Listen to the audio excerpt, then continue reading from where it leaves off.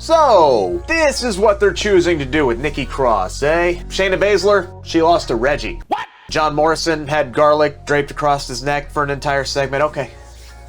Sounds like the perfect way to follow up Double or Nothing, doesn't it? We'll get to all the negatives, but I do actually have a lot of positives from last night's Raw as well. First things first, let's take care of some business. Make sure to click this button, subscribe to the Sportskeeda Wrestling YouTube channel so you don't miss out on my post-Raw videos, my post-SmackDown videos, exclusive interviews, and so much daily content that we are just turning out every single day here on Sportskeeda Wrestling. So again, click the button, subscribe to the YouTube channel. Now, on to business. I'm Ricky Ucchino. Here's what Monday Night Raw got right this week, and what actually made me very happy that my son was up until 10 o'clock at night crying, so I could just fast forward through a few things. Watch out, watch out, watch out, watch out! First off, let's give some props to Jimmy Smith. Raw's new lead commentator hit a home run his first night on the desk. He had great energy, made very few, if any, mistakes, and worked in seamlessly with Corey Graves and Byron Saxton. He even got the rub on Twitter from good old JR.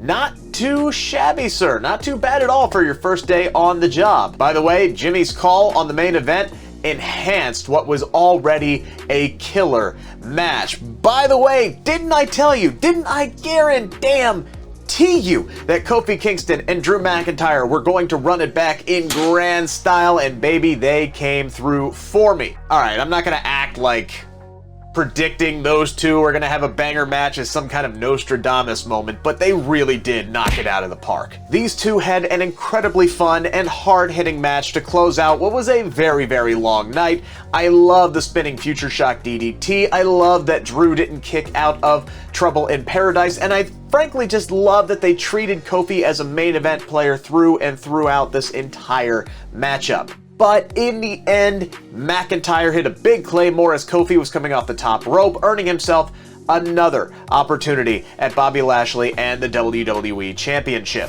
Now, after the main event last night, I did notice quite a few people online were more than a bit miffed by that decision. I saw things like, I have Drew fatigue, and we need something new, someone different for Bobby Lashley. Why do they continue to give Drew McIntyre all the title shots? Frankly, me personally, I'm on the fence with the whole thing, because part of me feels that McIntyre and Lashley, they need this closure. Their rivalry, this story needs this closure. And this feud is one of the only ones that really kind of makes sense to put it in the cell come Hell in a Cell. A big part of me, though, was pulling for Kofi to get another run in the main event scene. He has certainly shown that he belongs there again. Now, as for Drew fatigue, I'm not sure. This is where a return to a live crowd is really going to help a lot. Is the casual fan base getting tired of Drew McIntyre in the WWE title picture, or is this just the really loud, die-hard minority coming through here? Why don't you let us know in the comment section below how you feel about Drew McIntyre going up against Bobby Lashley at Hell in a Cell. Now, before I lay into WWE Creative this week, I want to focus on a few more positives. Randy Orton and Matt Riddle continue to just work incredibly well together. The Viper pulling out the Bro Derek to win his match this week and giving Riddle a nice little wink as he did it was just good old-fashioned fun. I wish it didn't come at the expense of Xavier Woods, but that man's time will come eventually. At least I'm hoping it does. By the way, I thought the New Day's Mortal Kombat gear was sweet, but the white and green Power Ranger combo that they broke out last night was absolute choice. Loving the wardrobe changes, guys. Moving on, Elias, seemingly out of nowhere, decided to leave Jaxson Ryker high and dry, and the WWE Universe rejoiced. He left their tag team title match last night, allowing AJ and Omos to retain, but two things were really confusing about this. One, why didn't AJ and Omos come out with the tag team titles on? And two, why would Elias choose right there and right then to ditch Ryker when they have a shot at winning gold? Thankfully, we didn't have to wait a week to find out. Nice.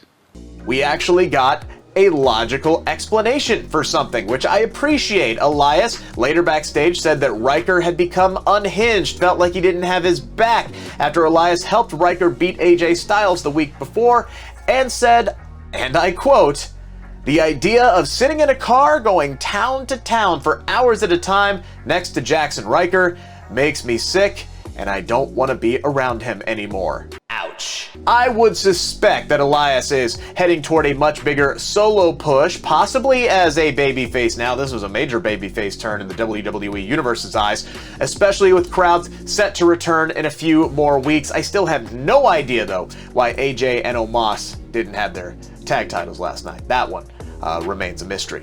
Ali and Mansoor had a nice little backstage exchange where the former Retribution leader told the Raw rookie not to trust anyone, and then Mansoor very quickly questioned, well then why should he trust Ali? It was very simple little storytelling, and I'm excited to see where it goes. Also, I know for a fact that Ali has been very helpful to Mansoor backstage. I know that because Mansoor told me so. Make sure, again, subscribe to the Sportskeeda Wrestling YouTube channel and you can go check out that interview.